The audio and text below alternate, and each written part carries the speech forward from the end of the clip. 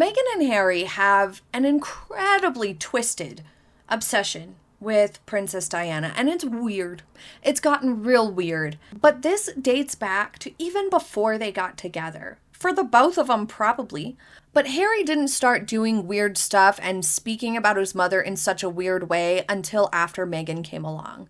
This whole thing has been one weird, sick mind game that we have been watching in slow motion over the last few years. And so I thought today it would be interesting, it would be nice to compile all the evidence of the weirdness surrounding the Sussexes and the obsession with Princess Diana into one video. So here we go. We're going to start today, way back in February of 2016, before Meghan Markle even met Prince Harry. Meghan was rumored before 2016, throughout childhood, to actually be quite obsessed with Princess Diana and very interested. She had biographies about Princess Diana, magazines featuring Princess Diana. She had a picture of Princess Diana on her wall, allegedly, according to childhood friends, and even went and visited London. She has a picture outside, I believe it was Buckingham Palace, which makes it all the more weird that she then claimed to know nothing of the royal family and nothing of Harry in their engagement interview. But we're not skipping ahead. The earliest sign of something weird and sinister and twisted happening is February 2016. Meghan did this photo shoot where she literally dressed up exactly like Princess Diana and took these pictures. Now you might think, well, she was an actress. Maybe she was like, I'm going to, step into character and play this role for a moment for these pictures. But that was not the context of the situation. She had gone over there on a charity trip to help bring or build clean water resources for this area. I believe it was in Rwanda. And so this picture is out of place because she was meant to be working while there to make this happen. And she brought along extra suitcases of wardrobe and her own personal photographer, not one that like the charity group sent to be able to document their work. No, Meghan brought her own photographer and spent the majority of the time apparently frolicking about getting these sorts of pictures rather than doing the work. Now, some of that obviously comes from rumor, so you never really know unless you were there. But it would track with what we have seen from Meghan over time. And this particular picture, there is no logical reason for this picture to be here, to have happened, unless Meghan did it on purpose. Then, just a few months later, in July, that was February 2016. In July 2016, allegedly July, Meghan and Harry began dating. Now, there is some discrepancy that they started dating while Meghan was still living in a shared home with her ex-boyfriend. I will leave that to you to discuss in the comments. But by July, she's dating Prince Harry. And according to reports and from them themselves, Meghan was wearing Princess Diana's favorite perfume for her dates with Harry in the beginning. So Meghan already, upon meeting Harry, has planted images and scents to remind him of his mother. Even in a subconscious way, like kind of sneakily, which is weird and creepy. Not really any way around that one. Within a few months of starting to date Meghan, Harry told his family that he was disappointed that they didn't see the similarities between Diana and Meghan. And he had apparently had an argument with a family member at a gathering that how could you not see that they are so much alike? And he was very bothered that no one else believed that Meghan was extremely similar to Diana, so similar to Diana. Now, when you think about it from a victim perspective, Harry had this woman coming at him pretty strong, I would imagine, wearing a perfume that would have, even if Harry wasn't aware of it, remind him of a woman he loved and felt comfortable with and misses tremendously. And the images, posing exactly like Diana, recreating the pictures, and we can infer that Meghan likely also was trying to mimic Diana's mannerisms. We've seen her do it countless other times with the covering the mouth and the, the way that Diana would kind of like put her chin down and look, that sort of a thing. I don't know. You know what I'm talking about. I would imagine Meghan tried to emulate those types of mannerisms as well as a more soft-spoken sort of tone of voice. We have all discussed and noticed that Meghan changes her tone of voice a lot. Sometimes there's a lot of vocal fry. Sometimes it's more soft and whispery, breathy. And sometimes it's stronger and sometimes like kind of patronizing sort of a tone, like she's lecturing. And then sometimes, who knows? Maybe it's a little bit more normal sometimes when she's not thinking about it. And so if she was trying to make her voice more soft for Harry, that might also make him feel like it kind of resembles Princess Diana's sort of soft voice. So already we have all of those things happening with Harry that he might not necessarily be picking up on exactly, but subconsciously might be. So him feeling strongly that Meghan is so much like his mother and then being confused that his family doesn't match that reality is a sign that he was undergoing some confusion, that he was maybe, dealing with that manipulation and not aware of it, if that makes sense. I hope that makes sense. Then in 2017, they get engaged. And in that interview, that engagement interview, that's where Meghan claims she never knew anything about Harry. She knew nothing. She never looked him up online. She knew nothing about Harry. And Harry said that Meghan and Diana would have been best friends and that Diana would have absolutely loved Meghan. Then begins more picture copying and photocopying and outfit copying, which I'm just going to let these pictures go and you can see for yourself. Granted, there are only so many outfits and silhouettes, there are only so many colors, there are only so many options with clothing. Yes, especially in certain contexts of needing a dress or a skirt suit or a pantsuit. There's only so much, right? And if you're in a situation where no matter what outfit you pick, it needs to have at least some degree of a professional vibe because, you're going on some sort of royal engagement or duty or work, then it's even more limited on what you have to choose from. But what people I think forget when they're like, well, I don't know that these outfits are necessarily copying Diana's outfits. Fair. But when you see outfits like these and pictures like these where Meghan recreated a picture of Diana, like literally almost to a T recreated it, then it's more logical that a lot more of the outfits were chosen specifically because they resembled something Diana once wore. Because if you're doing this and you're doing this, where you're recreating the exact same sorts of pictures or the exact same sorts of tops, then you're probably also trying to find things that at least loosely resemble it. And that's something that you're actively doing, then you're thinking about it a lot and you're really trying. Like Meghan was clearly, purposefully trying to copy or emulate Princess Diana's outfits more than usual. And I also want to acknowledge at this point that when we see other women wear something that Princess Diana once wore, a similar silhouette or similar color or things like that,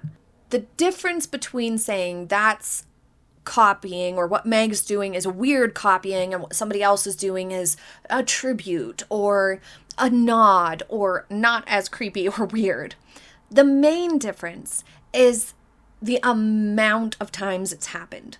I think that's the most important distinction to make. Meghan has done it a large percentage of the time. And she has done it repeatedly over the years in ways that are extremely similar or identical. Even the 2016 picture. I mean, like that, she wasn't even part of the royal family at that point. That is some weird shit. Other people who do it, like Princess Catherine, for example, or even other people who are in the limelight, okay? Any of them. It does feel more like a nod or a tribute because it's less exact and way less often. Like, for example, sometimes Catherine, Princess of Wales, wears the same jewelry that Princess Diana once wore, or the tiara that Princess Diana wore often. But Catherine is wearing it with a completely different style, a completely different outfit, doing it in a completely different way, or at a completely different type of occasion. Or she might wear an outfit that resembles something Diana wore or kind of gives a nod, but everything else about it is styled differently, and it's usually at a different type of occasion. It's not like she's replicating the same occasion and the same outfit. If you take, like, for example, the 2016 one, I think is the most weird. Meghan is wearing it in a similar type of setting, recreated the outfit, and then recreated the pose. That's taking it a little far. And there's more examples of it. Like I said, in the pictures that I'm going to show on the side of the screen. But in 2018, Harry and Meghan, after their wedding, toured Australia, New Zealand, Tonga, and Fiji. And they mentioned Diana a few times, and they had mentioned Diana here and there leading up to it, of like, oh, I'm so glad she can be with us in some way, and we're trying to bring her along with this relationship, like, or her memory along, okay? Like, it hadn't gotten too weird yet, the things that they were actively saying out loud, but behind the scenes, at this point during their tour, they believed that Diana's magic had blessed them and blessed their tour, because the tour was generally considered a success, with a few exceptions of some etiquette mistakes on Meghan's part specifically, and Meghan and Harry, failing to really reach their full potential and expectations for the tour. Because, for example, they were holding hands when they were meant to be meeting people and shaking their hands who had lined up to meet them and stuff like that. They weren't behaving exactly perfect, but it was generally considered a success, and they believed it was because Diana was looking down on them and blessing the trip, and that they had Diana's magic with them on that trip, which, would be kind of weird to hear somebody say, but also would be maybe a little alarming for Harry's family to think, all this happened so fast, it's moving so fast. Meghan's kind of drawing some parallels that are a little bit strange. Harry's upset people don't think that Meghan and Diana are the same. And then there's talk of Diana's magic blessing them on their trip. It would be a little alarming for your family, I think. Tom Bower's book, Revenge, which he's a good royal source in that he researches really carefully. He corroborates his facts and speaks with multiple sources to sort of verify things, and thus has never been sued because he does get to the bottom of the story. And so then there is no merit to sue him. So he wrote in his book, the Sussexes had convinced themselves that their Australian success blessed them with Diana's magic. Meghan could not understand that Diana had won the public's affection after years of work. Neither she nor Harry could grasp that emulating Diana required time to weave a narrative and create a brand from which influence would flow. Exactly. And that's part of what everybody noticed with Meghan, is that she got in there and thought that she could immediately step into this role of being admired and whatnot without having put in any of the work. Then, starting around this time in 2019, Harry starts repeatedly saying, and this continues on for years, even recently, he has continued to say this phrase, that Harry is afraid that history will repeat itself, that the same thing that happened to his mother is going to happen to Meghan. And he began saying this around late 2018, early 2019, and still says it to this day. In 2022, when Spare came out, around that time, along with the interviews that they had been doing and the book itself, a few more details came out about Harry and Meghan and their obsession with Diana. For example, allegedly, a lock of Diana's hair that Harry kept at bedside played a role in their pregnancy somehow. Harry wrote in Spare that he was using Elizabeth Arden cream on his nether regions, and the scent made him feel like his mother was in the room while he did it. That's a little bit weird. Maybe you shouldn't put it in a book.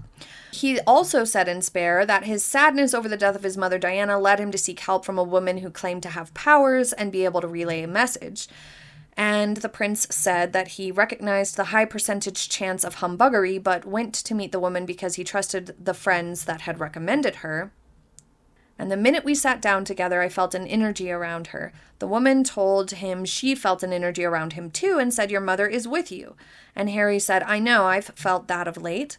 And he even said that he felt that Diana had helped William, but now she's abandoned William, essentially, and is now focused on helping Harry and helping Meghan. There was also reports that a family member had overheard Meghan telling Harry that Meghan had spoken to Diana's spirit during yoga.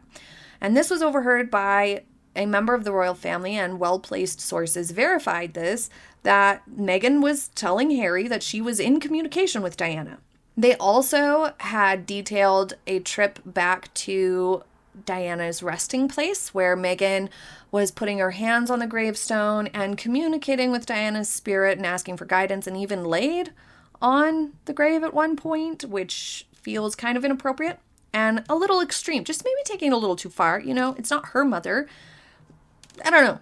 Also in 2022 on Netflix, Harry said that Meghan has the exact same warmth, empathy, and confidence that Diana had, and that there's so much similar between the two women, which almost no one else would agree with. Then in 2024, there were even more similarities drawn during the Nigeria publicized vacation. Harry and Meghan went to Nigeria, and Princess Diana had been to Nigeria, and a lot of people thought that that was kind of one of the contributing factors as to why they chose to go there. At the end of the day, it would be incredibly challenging to sell anybody on the idea that this is all just coincidence, that every single bit of this story is coincidence. That's just not the case. At least some of these instances, some of these pictures and outfits, some of these conversations or tidbits have merit, did happen, and were intentional manipulation. Whether or not you think that this was nefarious on Meghan's part or not, I would be interested to hear your opinion in the comments. Maybe she does this type of stuff because she thinks it comforts Harry. Maybe she actually does have some weird thoughts and opinions on being able to communicate with Diana. Maybe it's all just manipulation and is kind of coming from a place that's not so great and not so beneficial to the relationship, or at least not to Harry. Regardless, I think that the amount of evidence stacked up at this point clearly shows that there is an active effort to draw these parallels for whatever reason. And whenever this subject comes up, I always think to William how this must feel for him, whose wife is the actual Princess of Wales and who also lost his mother, but has too much respect for Princess Diana's memory, for his mother's memory and relationship that he had with her, to tarnish it in these types of ways of comparing her to somebody this day and age, somebody new, somebody different. I always think about how he said during the engagement interview that nobody is trying to take his mother's place or replace her as Princess of Wales, that Catherine is her own person and is going to do her own thing and build her own legacy, essentially is what he said. I have a video on that. I will link the playlist for you here, and please do leave your thoughts in the comments. I think this will be an interesting discussion today. I hope you have a happy day ahead, and I will see you next time. Thanks for joining me. Bye.